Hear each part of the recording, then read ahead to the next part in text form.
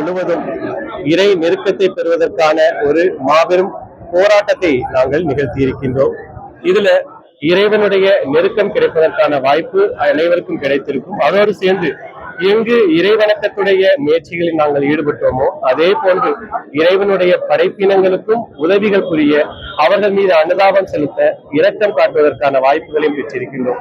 இந்த ரமலான் மாதத்தின் இறுதியில் வருகின்ற ஈகை திருநாள் நமக்கு கற்றுத்தரும் படிப்பினை என்னவென்றால், வருடம் முழுவதும் நாம் அந்த நல்ல விஷயங்களை, எந்த விஷயங்களை ரமலான் மாதத்துல மேற்கொண்டோமோ அதை வாழ்நாள் முழுவதும் நாம் நம்முடைய வாழ்வின் அங்கமாக ஆக்க வேண்டும். இரையச்சத்துடன், உண்மையான உள தூய்மையுடன், நம்முடைய படைப்பினங்களுக்கும் கொண்டாற்றக்கூடிய, இரக்கத்துடன் நடந்து கொள்ளக்கூடிய, அவர்களுடைய பசியை உணர்ந்து அவர்களுக்கு பசியாற்றக்கூடிய நல் வாய்ப்பினை பெற வேண்டும் என்பதற்காக இந்த பெருநாள் நாம் கொண்டாடுகின்றோம். எனவே இந்த பெருநாள் உலகம் முழுவதிலும் இருக்கின்ற மக்கள் அனைவருக்கும் மகிழ்ச்சிக்குரிய பெருநாளாக ஆகட்டுமாக.